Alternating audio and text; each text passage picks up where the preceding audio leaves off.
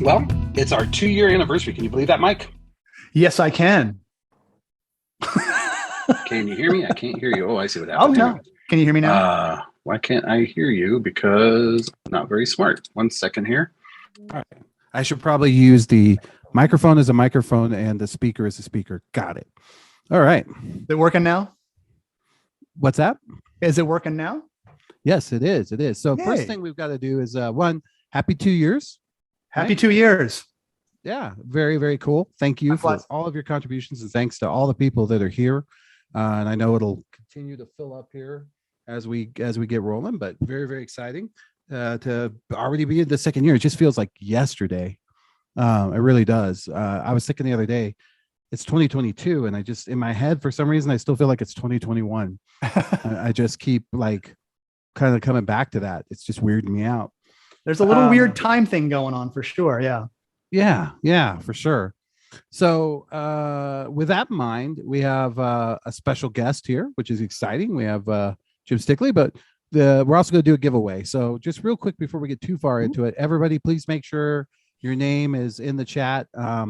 For folks who are members of credit unions, staff and credit unions, you will be put into a giveaway, which will win you an Oculus Quest, which I'm sure we have a slide coming up. I just want to make sure at the top of this, we get people putting their information in, because our team is working right now diligently to actually do that. So without further ado, I am John Best, CEO and co-founder of Best Innovation Group, and Jim Stickley's monkey. And what do we have here? Who's this other guy? Oh, another Stickley monkey. Yes, indeed. Mike Lawson. That's what I think we call ourselves, fans of Jim Stickley, right? The Stickley monkeys. Yeah, from that time he had what was it, Maurice or whatever at SEC? Oh, that's right. Didn't he have the the Friends monkey? That's right. Yes. We'll get to that. I got a couple things to share before we get into that. So let's thank our sponsors, without whom we could not do this. We really appreciate, because believe it or not, it does take a bit of work to put these together, and we're super thankful to the staff, and more importantly to the folks who help us by contributing to this. CUNA Councils, got the CUNA HR Council coming up. I think my presentation is called Chicken Soup for the HR Soul. Oh, that's right. I'm here to intriguing. Help. I'm going to help. I'm good. My plan is to teach HR people about crypto. Why is that making you laugh? Why are you dissing on Dakin? I'm not dissing on anybody, but I would love to be a fly on the wall for that presentation. Aren't you going to be there in Orlando? Aren't you at everything? Almost, but I'm not going to make that one, unfortunately. I remember that time I had a birthday party for my kid, and you showed up to cover it. Yeah. So that was weird. Well, just happened to be in the neighborhood. Yep. So go to CUNA. CUNA is the place to be. Lots of stuff coming up, and by next week, I'm sure I'll have some slides on my upcoming April trip to the HR concept, and I got a few other things that I'm doing as well, and I'll get to those later on. You're up. Sitting on pins and needles for that one, John. Oh my goodness. All right. Correlation, one of the, if not the finest core processor in the credit union land. Correlation Inc., the folks there are, talk about growing. They are growing like crazy these days, and for good reason. They just put out a very fine product. And I was just involved in the FinTech meetup, where I had a whole bunch of interviews and meetings with FinTech folks, and a lot of them are all jazzed to be. Correlation actually came up a number of times in our conversation, because they're so psyched up and happy to be working with Correlation, because they're an open architecture, they're an open platform, which allows credit unions to kind of work with just about anybody and everybody out there. And fintechs, on the fintech side, they're very excited to be partnering with Correlation, because it allows them to work with credit unions out there. So it's definitely a two-way street with them. So, and that's just the tip of the iceberg with Correlation. So if you want to find out more about Correlation, how they work so well with credit unions and fintechs out there, go to correlationinc.com and go check them out. Hey, Mike. You ever call into your credit union and they give you 20 questions before you could talk? Every day. Yeah, fine. Yeah. Wouldn't you like to just be able to pull out your phone and prove you're you? Yes, indeed. That's what Member Pass is. And it is taken off like hot wildfire through a San Diego forest. That's probably not right. That was a bad metaphor. We've been on fire before, and Jim can attest to that. I'll drop not that. Fun. I'll drop it. Not fun. It's taken off like grits in the South. No, that's probably there. You go. Either. I don't know what I got. I'm just going to skip it, but it is incredible. And then lots of people are using it now. Very excited about that. I actually am hoping to get, and he doesn't know because I haven't asked him yet, but I'm hoping to get Gordon on, who also uses this, to also talk about what he's been doing with crypto and his NFTs. So from Unify. So that'll be hopefully fun. I think he'll come. Oh, speaking of that, CU Broadcast. If you're not watching CU Broadcast, then I think I've said it before. I'll say it again. You're a loser. It's not. This is, if you're in the creative biz and you're not on CU Broadcast daily, I don't even know why you bother coming to work every day or even taking your next breath. It's just horrible. So I'm on there daily. I know that. Oh, I know that. No, it's a great place, a great resource. You provide so much for the creating community. Thank you for that, Mike. Thank you, John. And I could say the same about Best Innovation Group. If you're not working with Best Innovation Group, you're a loser. So no. But yeah, thing. You put together quite a crew there, John. So very happy for your success. Well deserved. And you guys are doing some fantastic things in the fintech space for creators out there. Namely, the voice app that you guys have, and a myriad of other things that you guys are doing there too. So good stuff. No, thank you. You're welcome. So our first guest today is a longtime friend. Oh, we're going to go through a few things. Okay, so we got to talk about the meta brand. There he is. Start here. Just go here. He's wearing a tie. I know this picture of him has been around a long time. I know I have printed so many of them over the years because eventually you get a lot of holes in them and you got to replace them. But he is the CEO currently of Mahalo Banking. Speaking of doing great things for credit unions, Stickley on Security is amazing. And I was just talking to a credit union the other day that was so thankful they had it. And we're going to talk about what's going on given the international tensions, and that, interestingly enough, and the reason that graphic's kind of out there, if you want to back up to, is that as of today, immediately as of like mana from the sky, there's an article regarding the FBI and the hackers and the networks and kind of what they're going on. And I think I've been saying this. I think I said in the last episode that there's a good chance for that. But before we go, I got something I want to share with Stickley. So hopefully if I can be made to allowed to share for a second, I will bring this up. So I have, speaking of this, I just want to see if Stickley remembers this. So Jim, do you remember this? Does this bring back any memories? Yes, it does, John. Why would I have your badge, Jim? The better question is, why would anybody believe that you're me by simply having that badge? Oh, clearly I'm far more handsome than you. I know. Yeah, I was confused by that as well. Are. Yeah. But I believe you left this at the bar, right? Oh, no, that was actually still at the table because I never collect my name badge. You got it straight off the table where the name badge I did. is You're right. I just went up and said I was Jim Stickley. At registration? I refuse to wear a name badge because I hate them. And so I just leave it at the table where you're supposed to collect it, which now I've learned, don't leave it at the table because... Why, Jim? What happened when this happened? So in my defense, I assumed there was a certain level of, I don't know, security awareness when it came to hotel staff. Like that's all I can really say about this. Is this is not my fault. Are you saying like someone got in your room using this? I mean, I'm not saying it. Are you saying someone would have taken this up to the room to the registration and said, I left my wallet and laptop and everything in the room, and this is all I have to identify myself. Please, I have to go to the bathroom so bad, and I don't use public bathrooms. This is literally what I told them because I know that's about you. And they were like, oh, then you must be Jim Stickley. I was like, yep. And they were like, yeah, let's let you in. And so they had somebody meet me up there and let me in. And, oh my gosh. And then I went through his underwear drawer. I left notes in there. I did a lot of stuff. The worst part about this is my laptop was in there at that particular time. And like I'm like, if anybody knows me, like I'm a mental patient. Like I will leave my laptop in my room from time to time, but most of the time, if you see me walking around, I always have my backpack on my shoulder because I'm that crazy. Like I'm that person that I don't care where I am. I just keep it with me because I'm paranoid. But especially at night, if I'm going out drinking, sometimes I'll leave it back at the hotel room just because I realize, when you're out drinking, odds are you're not going to be doing the best job of protecting that backpack. And sure enough, John sends me pictures of my laptop, and I'm just like, holy mother of God. Yeah, I was not super happy. You shut up so quickly though. Glenn wants to know how many years ago this was. I could probably tell from the picture. Let's It was see. a The while. picture probably has some metadata. Oh, March 14th, 2018. Is it really that soon? Wow. I guess 4 years ago? that's what it says. But No, I feel like it was a lot longer ago. No, there's no way. I would say that's closer to like 7 years ago. Well, this is you at the show, Let's see. and we're at the where Which are we one is at? it? Disney. We're at Disney.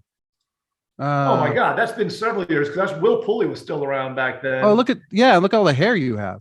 Yeah, that's the thing. Oh, and I you're don't wearing see the what red you're- shoes. You stopped doing that now. You wear a suit, don't you? Never. But nobody else can see whatever you're seeing. And somebody's saying show the pictures, but I prefer sure. maybe we don't have to show those pictures. What do you No, think? we do. Or We sharing. do. There it is. That's it. This is the event. Yeah, let's see. March 14th. Yeah, that's what it says. Look, remember you bought this Wow. squid ink? You were like all over this. You bought so much of this. I don't know what that is. And this is actually you talking. That is me talking. Oh, look at that.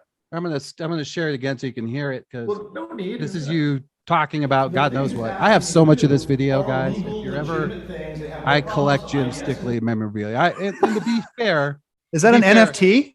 that's an NFT. To be fair, it's because I'm a super fan, and Jim has done so much for this community and this group, and has saved so many people. And so thank you for that, Jim. And interestingly enough, you were literally the first person to just join on with Big and say, yeah, I'm in. Whatever you're doing, John, we want to be a part of it. And you've always been a huge support. So now that I'm done kissing your butt, let's talk a bit about this whole thing. So here's my premises, and you tell me what you think. We start putting sanctions on these guys, and now they're desperate for money. North Korea has always been in this mode, and that's why they're some of the most prolific hackers. But now we've sort of created a model where I don't see where the other guys have much choice. And interestingly enough, I think you read the article because I sent it over. That came out today. That they've been warning that, hey, and I've been warning since the moment I saw it that they're going to have to go downstream. So talk to us a little bit about what you've been seeing. Let's put the security hat on for a bit, and then we'll get to the Hawaiian hat. Yeah, sure. And there's kind of twofold, and really, I'm not sure which way it's going to go. So one is the revenue generating path where they're going to try to be bringing in some money and that type of thing. And the other is, hey, we got somebody else. Hey, how you doing? And so the other one is, if this turns into true warfare, then it's not as much about generating revenue as it is just about huge disruption. So from a revenue standpoint, let's start with that one. I mean, obviously, Russia is tied into a ton of these hacking gangs that are out there. There's no doubt about that, and they're not even shy about it. Like they've been tied to this for a long time. They've supported them financially, and it's just very common. So it's one of those things where you go, okay, well, they've done it all along. Well, now when we suddenly slapped all these sanctions on and they find it very difficult, they can just spin those teams up and say, okay, before we had you just doing a little bit, now just release the hounds. We don't even have to pretend anymore because they would always act like, oh, we're so surprised this is happening. And oh, we don't know why they did that. And every once in a while they throw us a bone and say like, oh, we arrested a guy. And you'd be like, all right, it's just somebody who talked bad about Putin or something. And that's why they arrested him. Right. So arrested or poisoned, whichever. Yeah, either way. I mean, one way or another, they're no longer active. But for the most part, they're running wild with this stuff. And I think that it's clear that the FBI and government in general has realized this is going to spin up again, and they're going to start coming after us and try to have these new streams. And the average person, like if it's just me at home, my risk is relatively low. I'm not going to make them enough money to move the needle anywhere. This is big ticket items. This is stuff like when we saw the pipeline get hit before. It's massive destruction, not minor little things here and there. And the hope for me is that it stays at just that level, because at that level, you can pay your ransoms and get stuff back on. Going to the next level, which scares the hell out of me, is if this truly becomes cyber warfare. Because if it becomes cyber warfare, you aren't going to be able to pay to get it turned back on. And so then you start looking at, okay, let's say that like I'm Russia and I decide it's time. We're going big. We're gonna scorched earth this thing. And it might not just be the United States. We don't really care. We're going big. Well, at that point, we've already seen supply chain attacks that have been successful, like through SolarWinds, where they were able to gain access to one network and from there use that company to spread their stuff out everywhere else. Well, I mean, there's no doubt. I think we'd be like in fantasy land to think this isn't happening in other areas that we're not aware of right now. Russia, China, North Korea, the United States as well. Everybody's infiltrating everybody's everything everywhere. Sure. So if we have to assume that they've infiltrated at some level into other supply chain attacks and that things are spreading around out there, then we have to assume that if they got mad and they really wanted to take us down, at some point they could flip that switch and do whatever they wanted. So imagine, for example, like right now, everything is outsourced, right? So, I mean, everybody uses either AWS from Amazon or they use Azure from Microsoft. You know, they're using these big things. Well, if I want to have the most bang for my buck from a cyber warfare attack, what if I just was able to knock all of Amazon's AWS offline or all of Azure? If I had that capability, because now we're talking about government sponsor, we're not talking about some hackers in a basement. Well, think about like, do you remember when it was Amazon had just a small disruption in just one area? People lost their minds. Yeah, like Netflix was down, Facebook was down, like all these things were down, and that was just a small area. Imagine if they were able to take it all down. Like how many financial institutions have some level of their systems tied into either Azure or AWS? I mean, well, yeah, it could be it's a dependency, and the Russians have a precedent for this with what was the name of the security company that they got in and infected all of the third party? This was, what's that? SolarWinds.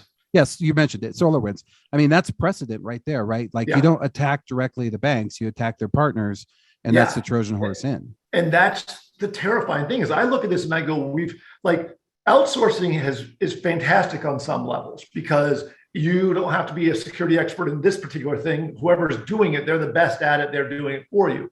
But the downside is we become so reliant that everybody is now kind of consolidated into these monsters that are out there. And if you can start knocking some of the monsters down, indirectly, you've just taken out all of society. I mean, everybody goes down in the blink of an eye. Well, you're looking for single source dependencies. So I like the way you put this at the beginning, and I hadn't thought to frame it that way, Jim, but I really like how you went about it. You're saying there's sort of two approaches. There's we need money, which is one way to do that is ransomware. Yep. The other way would be, legitly stealing money. For sure. Like, for example, ACH, all the things that we've seen and maybe more in the fraud space. And then there's this scorched earth retaliation policy, which is you hurt us, we want to hurt you. And they're, I want to bring you back to December 23rd, 2015 in the Ukraine, where they just completely took all the energy systems offline. Yeah. They just completely brought them down. And you might think, well, that sucks, but it's not the end of the world unless you're a diabetic or you're someone who is dependent upon that power. Yeah. And, they definitely had, but they've been testing this sort of process for some time. Well, you think about like energy. So like, you said they took that down. So people don't realize like, our entire society is built on electricity, for example. So let's say that they've actually got into now where they're able to get into these systems and start taking things down. So your water supply, I think they say you have about a 2-week period that the government could maintain water pressure with energy being or with the loss of power in neighborhoods. So you got 2 weeks that you're going to have running water. If they could actually take you offline, where they take the grid down, that means in 2 weeks, you have sheer anarchy begin. Because the minute that people no longer have fresh running water, the wheels come off the cart. Then it becomes just every man for himself, and the world starts to get crazy. And so you look and you go, that's to me like where things get nuts. And if they could truly get into like our power grid and start taking things down, and I know that sounds like something out of a movie, but it's not. I mean, when they got after they were able to shut down one of our pipeline for oil, like that happened. It wasn't a what if and a maybe. And that was just a ransomware attack. That wasn't even like government trying to literally attack everybody. So right.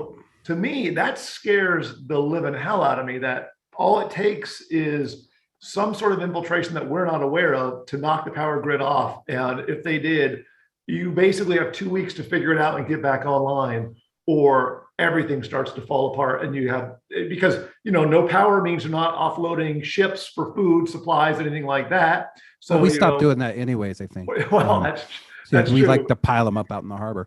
But let me come back to that. I want to make this real for everyone. So you and I have, God, I don't know how many times we've had talks about this, like private talks, you and I, when we just hang out, when you find me at one of your events.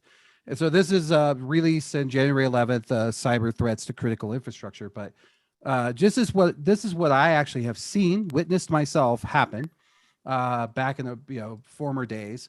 So you got like some sort of pipeline kind of a thing. We'll just draw a pipe here, and the pipe itself, runs through here, and it's got like a almost like a train switch where it could go this way or that way, right? That's kind of or it could be turned off altogether, right? And connected to this is this system here, and it's called a SCADA system, and it's a very simplex, very easy thing, usually on a modem. If I, the one I saw was on a modem. School. Yeah, this is very old school technology. But the thing is I don't need to hack all this super infrastructure at the oil company. All I got to do is find my way to this, right? And then I can either shut this down altogether.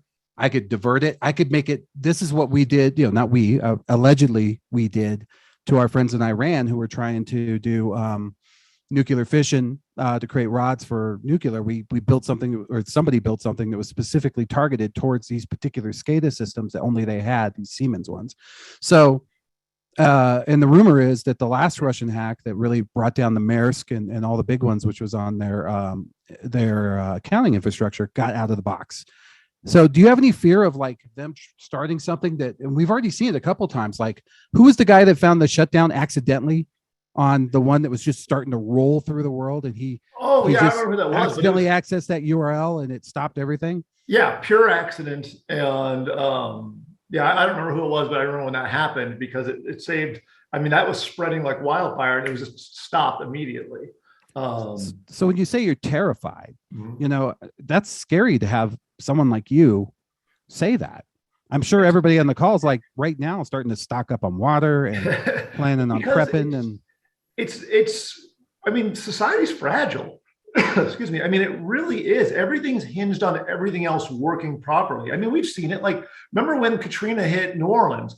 Like, as soon as there was nothing going on, everybody just turned in martial law, and it just kind of became every man for himself. And we've seen it time and time again. I mean, like, when things break down, people become the worst version of themselves. And I think, if you're a country, every country has thought about this from both sides, from attacking other countries and from how do we handle it if we're attacked ourselves. And if it's only in certain areas, like if only part of California went down, that's not such a big deal. The whole rest of the United States is still functioning. But if you could do something on a massive level where you could go, across the entire United States all at once, that's a much bigger hit and would have a much more reaching impact. And the problem is you really don't know you don't know what you don't know. We have no idea how vulnerable we are. I've seen the reports. I mean, there's been numerous reports that have come out that the government's put out studies that have shown they have huge weaknesses in these sectors, in the energy sector, and in these different areas, and that they need to do something about it. But then when it gets to Congress goes and just fights everything, and it's all sorts of infighting, and suddenly we have no money. And it's shocking we have money for stupid projects, but we don't have money for stuff like this. So yeah, it does. It makes me really nervous. And just to be clear, it's not like, if this was to happen, it's not like the United States would be like, oh, hey, I guess we're bummed. Like, we're in everybody else's stuff too. We're hacking. I mean, we're the NSA. I mean, like, we are really good at it. So that's the only silver lining, is anybody that's going to do this has to know the retaliation. Mutually assured destruction. Yeah, it's exactly. It's the same. It's the nuclear kind of mentality. Like if you launch nukes at us, we're going to launch them at you. It's going to all be bad. Well, if you try to come after us on our network and start taking everything down, we can come after you and take everything down. That'll be bad. So that's when you get into, it's only if someone's backed against the wall. And as you look what's going on in Russia, things aren't going super well for them. And that's when you get nervous. And that's when it starts ratcheting up that will they do something like this just because why not? So in your opinion, what's the threat level for credit unions? So as far as in what sense, like what level are we at today, or what their threats? Well, I mean, in terms of them being targets, So, I have my own thoughts. I don't think the average credit union is going to be targeted directly. I think that they're going to be targeted indirectly, and I truly believe that. I think credit unions, most of them aren't going to be big enough. There's a few out there that are the monsters, but the vast majority, they're not worth Russia's time to go after them one at a time and try to independently hack each one. That's too much work. They'll go after probably a few of the big guys that are out there, like the Bank of Americas, the Chases, the big name ones. And those just to scare people and that type of thing. Because you take down one of those, it's going to move the stock market, that time. But where they have to be worried again is about the indirect attacks, where it's the third parties they're tied to. For example, like if I'm Russia, I might look and go, okay, well, what do most credit unions use for their core? And so I go, okay, well, clearly Fiserv's pretty big. Jack Henry's a big one out there with Scimitar. There's a few big ones out there. Maybe we'll target them. We'll do some sort of a supply chain attack, get in through those organizations, push up malware to all these credit unions' cores. They don't have any idea it's sitting out there on their cores.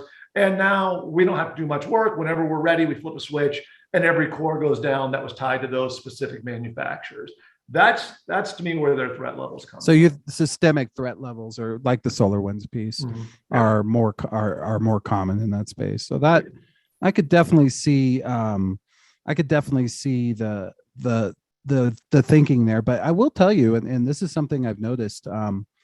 I've seen a heightened more scanning, but it feels like maybe two things that worry me, Jim. First of all, everyone had to cram VPNs out there really fast a couple of years ago. I'm not sure everyone's had the time to go back and really take a hard look at how they implemented that. And I personally, and I actually contacted you the other day, on the sly, or you and me, and I was telling you, oh my God, I'm running into this. I'm not going to go into too much detail, but and thanks for your help, by the way.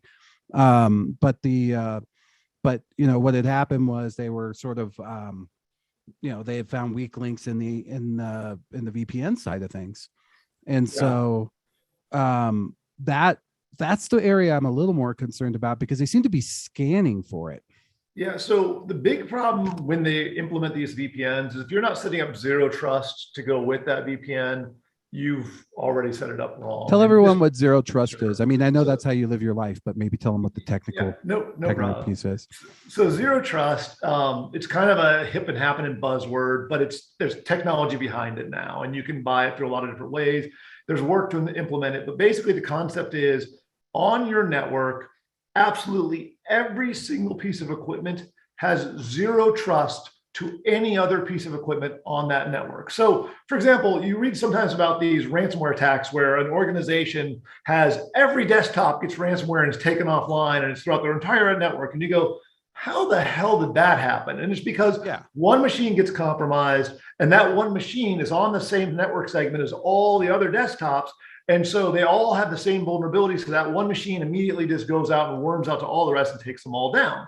So you go, that's bad. With zero trust, if that one machine was compromised, it wouldn't have the ability to talk to any other computers, because why would my desktop need to talk to my coworker's desktop? There's no reason it shouldn't be. So there would be zero trust between them. So therefore, the malware couldn't spread because there was nothing for it to communicate with.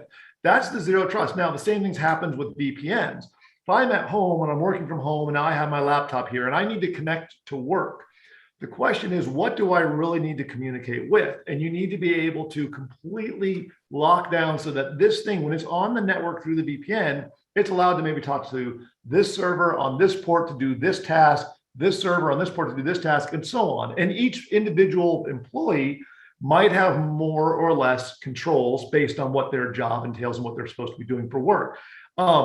It is difficult to set up zero trust because you have to do a lot of planning. You have to do a lot of analysis to figure out what does everybody need. And I promise you, when you first start rolling it out, there are some people that are getting irritated because suddenly they can't do their job because you tighten it too much. But that's how it works. You roll it out and you start, fine tuning the turn screw here, pull a lever there until you get it just right. And once you do, you have a far more secure network and it reduces your risk a lot. You can't reduce it all because VPNs in general are inherently going to increase your risk because you're allowing somebody outside of your facility into your network and you can't physically even see who that person is on that VPN. So there's a certain level of trust. So on VPNs, and sometimes you don't have a choice. Oftentimes organizations do, and this is something that's done by the network admin guy, and they can set it up so that your VPN, when you connect, so you're on your PC, you're at home and you're browsing on the internet, you're checking out porn, whatever you're doing, all is great. Well, then you hit I want to connect my VPN to work. So you hit the little connect thing, it makes the connection over, and now you're connected to work. Now, at that point, they can set it up so that your PC can either have every single bit of traffic that it communicates with now only goes through the VPN. So like if you want to browse the internet, you're actually going through the VPN and out through the internet for your corporate America, the corporate side, or they can have it set up where if you're doing work, you're communicating there. But if you're going back to the porn, you're going out to your normal internet channel and you're just going that way. What you want to have it set up as is always so everything goes through work. And the main reason for that is your work has got all the firewall configurations, they've got intrusion detection, they've got all the security that they've tied in. So if you have all of your traffic going through there, they're the ones who are helping to maintain your security. More importantly, if nothing can go through your network except through them, a criminal can't use you as a middleman to be able to hop through your computer. So now let's say your computer was compromised and I'm a criminal out on the internet, God knows where, and I've hacked into your computer. So I remotely connect over your computer and then you turn your VPN on. I could use your computer, go through it, and now be on your corporate environment because I'm literally using you as my hop as the man in the middle.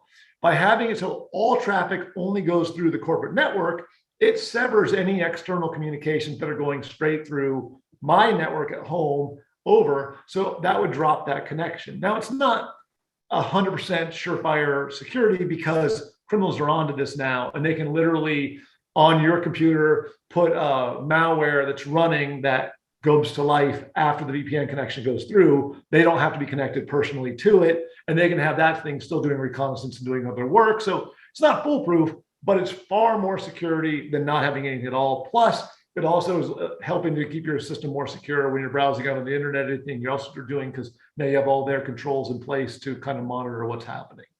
So I'm going to show you an easy way to test this if you're at home. So if you're at home and you're on your PC for work, your VPN, if you do an ipchicken.com. Now, this is an important website. It's about a chicken. And you're going to see a number right here, right? And so if you go to your phone and pull up the same thing, as long as it's connected to your Wi-Fi, and it's the same number as this, then you are surfing through your home internet, unless that phone is on a VPN, which is very unlikely. Would you agree, Jim? Yeah. I mean, you can also do his exact same thing. Just disconnect your VPN. So it's turned off, connect here, see your IP address, enable the VPN, connect here again, and see if the IP address changes. If it doesn't change, it's real clear you're just going through your home network. And, the thing is, if I wasn't, how would you know if you didn't know this little trick to check it? I mean, would it be obvious to you? Would you have any clue? Really? The only other way you would know is if, for example, you're trying to browse to porn and you're I seem to be fixated on porn today. I was noticing that. It's just such a great thing to use for examples. But if you're trying to go to porn, I promise you your credit union's blocking it. At least they should be. And so if you're going through their network, it's going to get denied. I don't know if I'd recommend that be the thing you try to test with, because it's also going to be logged and someone may come and have a conversation with you a couple of days later asking you why you're trying to surf porn when you're supposed to be working. Maybe use the IP chicken. Yes. usually not categorized as adult material. The families here, they heard you say porn a lot, and now Yeah, my kid is literally just walking like, over. what's wrong with you, Dad? If you don't, my kid literally just mooned me through my office door. Like I have glass doors, and my 17-year-old literally just put his butt and did pressed ham on my door. Oh well, that's awesome.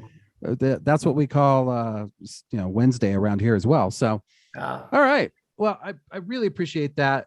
Before we get off the security topic, I just thought that one about the VPN is a good one, because I just don't think everybody knows that, and it's something you should know. And I keep finding it over and over. I don't know about you, but I'm sure you do in your travels as well. Yeah. So normally when you come on, you're a little like, you know how Carson had that guy that brought all the animals.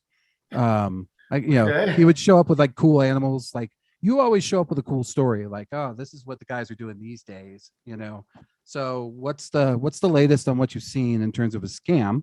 And then Glenn wants to talk about Russia. He's been burning to do it. So do the scam thing, and then let's talk about Russia. We want to get to Mahalo before this closes out. Yeah. I don't know what's a good scam right now. I think we've talked about. I mean, like the big things. What's something good? I guess right now the big ones that have gone. Everything's moving back to phone again. There's a lot of phone scams.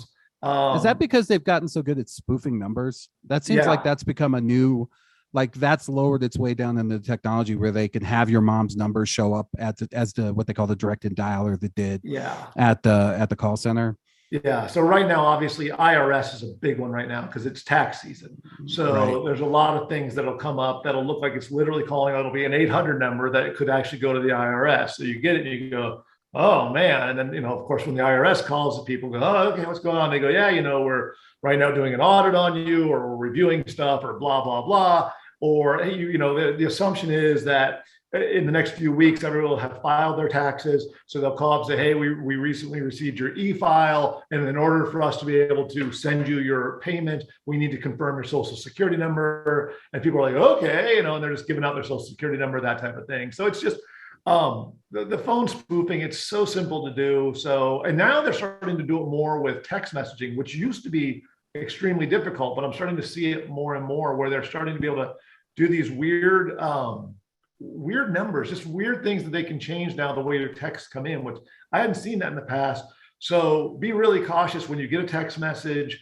If they have links, if they have things they want you to do, don't do them. Don't click on them. If you have Android, don't do side loading. Side loading is where you can install apps from third parties other than Google. Apple doesn't let you do that unless you jailbreak your phone, but Android does. And there's so many malicious apps out there. I mean, hell, even legitimate ones. Was it just like this week? This week, there was a big one that came out. There was over 100,000 downloads on an app that was taking over Facebook credentials. And it was a legitimate app. And I believe it was on Android. And literally, it was legit as far as everybody knew, and they were all still downloading. In fact, it was malicious. It was in their safe, whatever. They have a name for when they have people, they say they're safe or whatever. Yeah, it was considered legitimate. And then they realized, oh, crap, it actually wasn't legitimate. It was bad. So be really cautious. I know I've kind of moved now to the apps from the phones, but it's just, there's always a new scam. There's always the new angle. Be paranoid of every last thing. If somebody calls you and they want personal information, just tell them no. If somebody sends you an email and they want you to click a link, don't click it. They want you to open an attachment, don't open it. And if you're going to install an app, really pay attention to the permissions that it's asking for. There you go, right there. Yeah. So, and that just came out, right? Like, I don't know what the date is, but it was just 11 hours ago. What's that? 11 hours ago. Oh, there you go. So, oh yeah, that shows you how my brain works. In my mind, that was like 2 or 3 days ago, but I probably read it was installed by 1 million users. Yeah. Oh my God, it's 1 million. See, when I was reading this morning, I thought it said 100,000, but it also could have been I was early and tired. So yeah, no, I think that's the sort of thing, and it's our members who unfortunately get hit by that. Go back to that picture, the thing you just had up. Did anybody else? The number? Yeah, at the top. What's that number say to you? 1,00? Yeah, it's not 1 million. Is that a number? They missed a zero. They missed it in the story too. I think this is the story I read this morning, and that's why I got 100,000, because I just didn't even pay attention to the actual comma there. Scroll down the story; it's right there in the last line too. They didn't do. They skipped a 0. It could be that, or they didn't. The comma. It could be either. Yeah, I don't know. Or that's how they do numbers. And Sometimes they have AI writing these stories now too. So yeah, sorry, that's very interesting. So yeah, no, interesting. Well, let's get on to Glenn. Yeah, well, just to add to that last comment, I've just noticed, and it just popped up, I think, in the last 2 months when you talk about spoofing. I started getting texts saying, "Thank you for paying your AT&T mobile bill. Here's a little gift for you." Yes, this is huge. Right, that exact scam is huge right now. Yeah, I got that, Glenn. I've never gotten one for Verizon. It's smart enough, apparently, to know that A, I'm an AT&T subscriber, and B, it seems to know my billing cycle because I tend to get them right about the billing date. So at Verizon, it's doing them for them as well. And I literally just did a webinar for Ideal Credit Union, and one of their employees received that, fell for it, clicked the link, and gave some information. Oh, no. She actually went through the process. So it's really, really, and she's like one of these people that, knows better. And she even said, she's like, I'm one of the people that tells all of our members to be very careful, be very cautious. She's like, but when it came in, and when you go to it, it wants you to pay a processing or a delivery fee. So you pay a few bucks for the delivery fee. And in turn, they as soon as she put her credit card information in, she said within minutes, she started getting charge after charge after charge. And because she was tied with her credit union, they were able to shut it down very quickly. But it was happening. She said it happened within minutes. I just assumed it was going to supplant some type of, Trojan code that I wouldn't even know about. No, this one's going after credit card information. I'm happier about that at least. So that I never did it, but I think I hopefully would have been alerted at that point. But I'm so disappointed. Now you're telling me my gift isn't coming. Is that what I'm hearing? Sorry, John. You suck. And you had this is what always happens. The Russia question, you answered my first Russia question kind of indirectly already about the mutually assured destruction of why they haven't gone after the infrastructure. So that makes sense. But I just want to kind of confirm what I'm hearing you say, that you believe that right now, at least, if you think about the calculus for Russia, there's more value in them going after some monetary gain to cover some of their losses economically than I would have thought, a shot across the bow to try to, lower risk. Just take 1 or 2 water systems offline, or a 1 or 2, a temporary kind of hit on a ATM network. That's even one. I think if they do that, they're releasing that. They're deciding like there will be retaliation, and it will be swift, and it will be aggressive. And so I think it's easier for them to do the monetary side and pretend like, oh, we don't know, than to do that. Because even if it's like, hey, kind of like demonstrating they can, I guarantee you we're going to demonstrate we can too. And that's still not going to go well for them. And I don't think they want to poke that bear, because nobody knows, like, this is the whole concept of cyber warfare is new. Like, we know what war is. Like, hey, if you bomb us, we bomb you. If you invade and send troops in, we know, everybody knows the rules of engagement. Everybody knows exactly what we're going to do.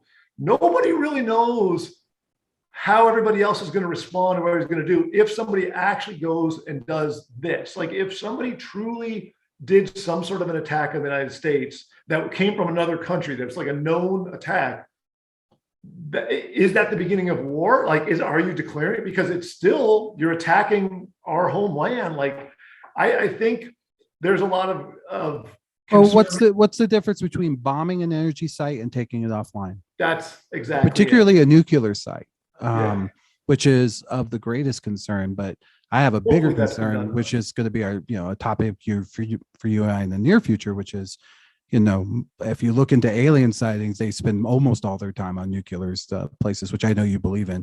So we'll get into that later. But thank you for answering that question. I feel maybe just a little bit better. I like that comment that Albert had about an art of war. The art of cyber war might be a real. yeah. Shin Tzu's The Art of Cyber War. And what you do to me will happen to you. I'm a mirror and you're glue, or something along those lines. Mike, did you have any questions before we move on? Actually, Mike, I was going to let you take the Mahalo side of this. I know you've been talking with them, and I'd like to get caught up. And why don't you guys chat a bit about the Mahalo? Sure, sure. I've been absolutely enjoying being a fly on the wall on this one because this conversation is way above my pay grade. So it's really good to learn and be fearful of what's going on out there. But Jim, let's turn to something a little bit more positive. Talk about the latest and greatest at Mahalo. What's going on there? Yeah, sure. So, I mean, for anybody on here that doesn't know, I joined Mahalo as their CEO about 5-ish months ago, somewhere around there. And it's been a blast. I had not planned on being their CEO. I'd sat as their chairman of their board, and when Alan came to us and said, "Hey, you know, when I first signed on, and my plan wasn't to be here forever. I'm getting older. I'm, you know, considering retirement age." And we're like, "Oh, okay, you know, that makes sense." And so we started talking about who we were going to get for our CEO. And in my mind, I thought we were going to be looking outside to find somebody. And then they approached me and and you missed a meeting? Is that what happened? Yeah, exactly. I didn't get the memo. Apparently I did. And one day I came in and they said, "Congratulations." And so, no, but it's been actually, you know, I love startups. I've started a number of them. I've had a decent amount of success, and they're at that really fun spot right now because they've made it over the initial hump of just being a startup, and they actually have gotten to the stage where they got more business than they could handle, really. And so when I came in, my first primary role was just, okay, you guys got to actually slow down growth because you have tons, and there's no better place to be for a startup than too much business versus not enough. So for the first several months that I was there, I told them they weren't allowed to have any new sales. I wouldn't sign any contracts for new deals. And it was just basically, hey, let's see where everything is, how you've got everything positioned, make sure, you know, that we're all on the same page for all of our policies and procedures. And now we're back to, I've released the hounds again on Gina. She's back out selling again, and she's just in fact closed a couple deals. So she's happy that they just closed. So yeah, I think we're at 30 clients now, and I think 22 of those are live, and it's just a blast. And then, as you guys may have heard, we just a few months ago now we brought in Ken Kondo, which was a huge addition to be our VP of software development. We've had several other hires, and between now and the rest of this year, we'll about double in size on staff. We're just closing a round of funding, which is really exciting because we're doing it. We're going to ultimately, I don't know if I can make this, I'll make it public. Why not? I'm announcing it here. We get a scoop. Write that down. Converting to QSO. Well done. And we are bringing some credit unions in. So it's going to be a lot of fun. I mean, I'm enjoying the hell out of it. Can you give us a quick 30-second elevator speech on Mahalo's services, if you can? Yeah, I mean, I'm not a sales guy by any means. I mean, we do online banking, and we do it pretty cool. I mean, the best thing you can do is, if you haven't seen a demo of our product, check it out. We compete against everybody. We've won deals from the big guys down, and I'm pretty proud of what we have. And our next version that's under development is really cool and does some really neat stuff. And is this it here? Is this it on the screen? I think this was on your website. That's the new online banking. That's so 2.0. What happens is, you go to a website, you type in, "I want to do banking," and then somebody on the other side types back, "What do you want to do?" And then that's how it works. That's the most secure banking anyone's ever come up with. Yeah. It's really secure, though, by doing it that way. I love it. So, Jim, what I'd like to do, and we don't have enough time today, but I want to grab a few of you guys, and I want to talk about the future of home banking as you see it, as others see it, as I kind of have my mind. It's morphing dramatically. Very quickly, yeah. Home banking, if credit unions don't look at home banking as being the most important branch they have, they're out of their mind. They completely don't understand what's happening right now and the shift in the world, because everything is moving to online banking. I mean, that's where, you know, the pandemic changed everybody's entire way of interacting, and it's digital. I mean, digital is the future, and you either accept that that's where it's going, or you're going to be left behind. Yeah, and I was showing you some of my stuff. Hopefully, you had a chance to see my new kind of work that around the robotics, and that plays into it as well. Have you shown that to everybody on this thing? Because it is cool as hell. Now and then I show it. I'm going to actually run it here. I actually have Brian Hamilton from Origins coming in on Oh, wow. Friday. I think I'll film some of that of him running. Brian's a good It should guy. be fun. Yeah, I want to get Stickley out here to run it. I Because want to have it. See, I want to start like doing like remember Real Steel? Like I want you to take it the next. Well, we have a level. Real It's Steel like one. Battle bots, but it's like actual robots. Yeah. Just like I'm in. Did you see that in the CES where we have side by side doing the Real Steel? That was actually from that movie. It was exactly. Oh, is that like right? Yeah, we stole it from that movie. Oh, So, yeah. we're about to close out. Jim, thank you so much. I wanted to take just a minute, if you're okay with this. I wanted to see if I can get my team to switch from you, Jim, as much as I love giving you the spotlight, to a different Jim Yates. And I meant to have this in our slide deck and we didn't get it done. Maybe it's in the end of the slide deck here, but if we could pin Jim Yates for a minute. I love his background. I want to make sure that, by the way, I know there's some scams around this, Jim Stickley, people giving money to Ukraine. Those have popped up. Okay, Mike, you were going to show this. Perfect. That's what I wanted to make sure we put up. Jim, I will match whatever you put into this today. What do you got? I put him on the spot. I love it. You put me on the spot and I already did a donation. So, okay. All right. Ed Stickley too. Yeah. How about you match everybody on the call? Well, there's 41. They could knock me out. I'd have to go live with Stickley again. That. Again? That was those buttocks on the windows are all, but let's make sure we post that. I've been putting money in. I think everybody should.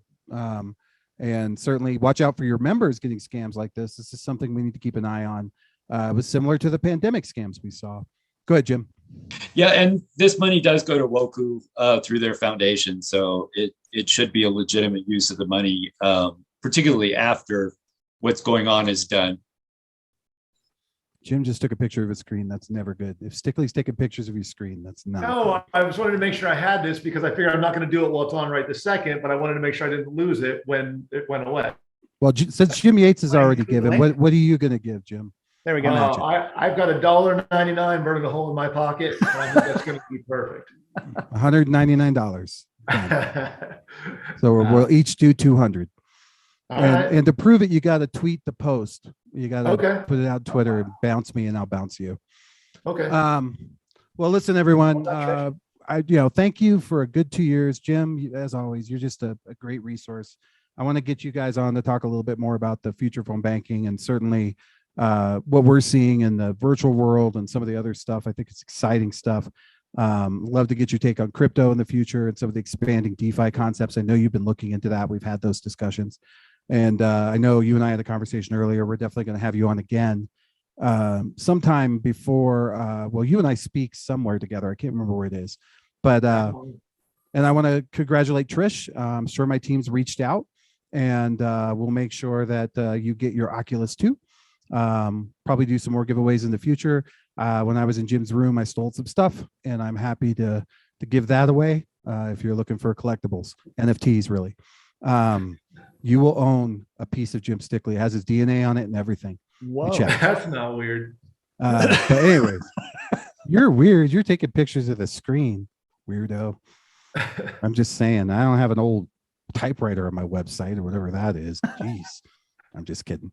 Mahalo is good stuff. And I love Gina Kovacs. Definitely contact her. She can certainly tell you all the ins and outs. No one knows more about this stuff than her. All right. Well, thank you everyone for your support. And we'll be back. And Jim, thank you. And Jim, where can people find you if they want to check things out? I put most of your websites up, but where else can they find you? Just stickleyonsecurity.com is probably the easiest place, or you can go to my YouTube channel, which is Jim Stickley. Okay. Yeah. And obviously Mahalo Banking. Yeah, Mahalo Banking. You just pretty much just throw a rock, you'll find me.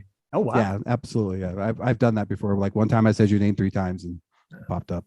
It was, I won't do that anymore. It's like a Beetlejuice thing. He was all dressed as Beetlejuice too. It was weird. All right, guys. Well, thank you everyone and have a great day. Jim, talk to you soon, buddy. Thanks everyone. Well done, lads. Good job. Thank you.